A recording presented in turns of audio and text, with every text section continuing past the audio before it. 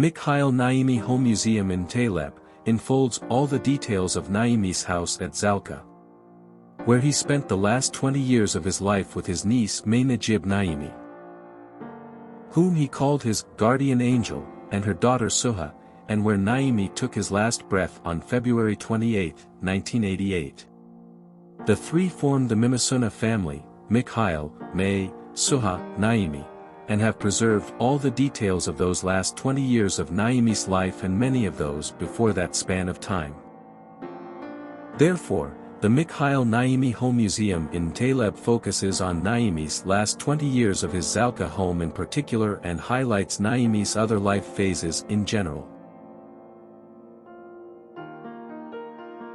Each room of the Mikhail Naimy Museum in Taleb exhibits the daily habits of Naimy in his Mimasuna family, and each room is documented with photos, published and unpublished manuscripts, personal belongings, mementos and more that testify to the life that Naimy lived in his Zalka home, from where 6 books were issued to the world. The Mikhail Naimy Museum in Taleb exhibits some as well of what Naimy safe-kept in his Zalka home, that belongs to the previous phases of his life. Mikhail Joseph Naimy, October 17, 1889 to February 28, 1988, was a Lebanese poet, novelist, and philosopher, famous for his spiritual writings, notably the Book of Mirdad. He is widely recognized as one of the most important figures in modern Arabic literature and one of the most important spiritual writers of the 20th century. In 1920, Naimy reformed the New York Pen League, along with its original founders Nassib Arida and Abd al-Masih Haddad, and other Majari literary figures such as Khalil Gibran. Naimy was born into a Greek Orthodox family and completed his elementary education at the Baskinta School. He then studied at the Russian Teachers Institute in Nazareth and the Theological Seminary in Poltava. He moved to the United States in 1911, joining his 2 older brothers in Washington, where they owned a furniture store. He then moved to Seattle to study at the University of Washington, earning degrees in law and liberal arts. After his graduation in 1916 he moved to New York City, and in 1918 he was drafted in the U.S. Army.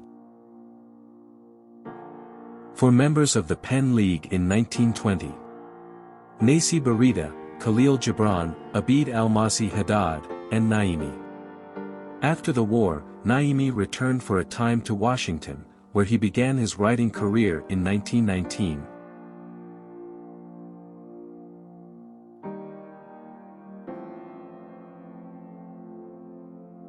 He wrote poetry in Russian, Arabic and English. He then moved back to New York, where he joined with Khalil Gibran and 8 other writers to form a movement for the rebirth of Arabic literature, the New York Pen League. Gibran was its president and Naimy its secretary.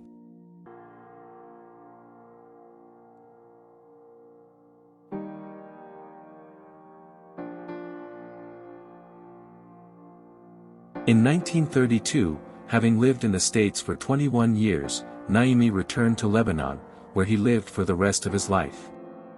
He died of pneumonia at the age of 99 on February 28, 1988, in Beirut.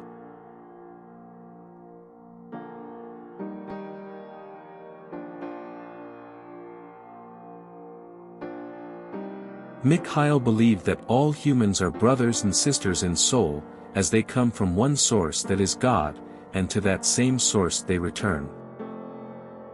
And it is for that reason that he advocated to end all wars, for wars are but acts of ignorance of one's roots, those of godliness and divinity. In fact, he mentioned in his book, Memoirs of a Vagrant Soul, The Pitted Face, that he viewed any country's borders or partitions as illusory. What Mikhail truly wished for is the awareness of the human's true nature of oneness and divinity. How important was Lebanon to Mikhail Naimy? Even though he lived abroad for a long period, moving between Palestine, Ukraine, Russia and the US, Mikhail carried Lebanon in his heart. It was the silent magnet that made him ultimately leave everything behind and return to his country. As a matter of fact, Mount Sinai was a huge source of inspiration to him. Its beauty was a major inspiration for all his works, mainly for the Book of Mirdads, a masterpiece that's available in more than 40 languages.